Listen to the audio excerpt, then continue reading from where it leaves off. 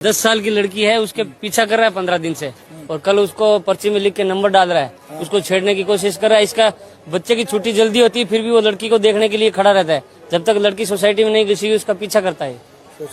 10 साल की लड़की का पीछा करता है। क्या बोलते हैं स्कूल वाले, क्या बोलते हैं? स्कूल को आज संज्ञान दिया, स्कूल को, तो स्कूल वालों ने अभी कार्रवाई की है।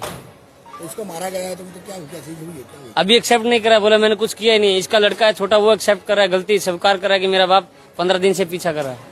વાત એવી છે કે જે વિદ્યાર્થીની મારી સ્કૂલમાંથી છૂટીને બહાર જતી હતી, તો બીજા એક છોકરાના પેરેન્ટ જેને લેવા આવતા હતા, એટલે છોકરીને એવું લાગ્યું કે આ પેરેન્ટ એને ફોલો કરે છે અને વારંવાર એની સામે જુએ છે, અને છેલ્લે છોકરીએ અમને કમ્પ્લેન નહોતી કરી, છોકરીએ વાલીને ડાયરેક્ટ કમ્પ્લેન કરી, એટલે ત્યાં સુધી અમને કંઈ ખબર નહોતી.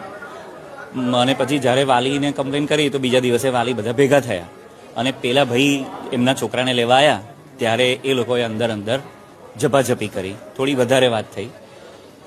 પછી વાલી લોકો બધા અંદર આવ્યા અને અમને કીધું એ પેરેન્ટને બોલાવો. તો હવે એ પેરેન્ટને અમે બોલાવ્યા, પણ એમણે ફોન નહીં ઉપાડ્યો. એટલે પછી અમે એમને એડ્રેસ બી આપ્યું કે ભાઈ આ એડ્રેસ છે.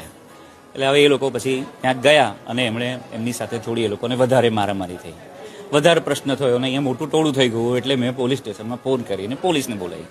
ઘટના શાળાની અંદર બનેલી નથી, વિદ્યાર્થીની શાળાની છે, વિદ્યાર્થીની શાળાની, વાલીની શાળાનો છે.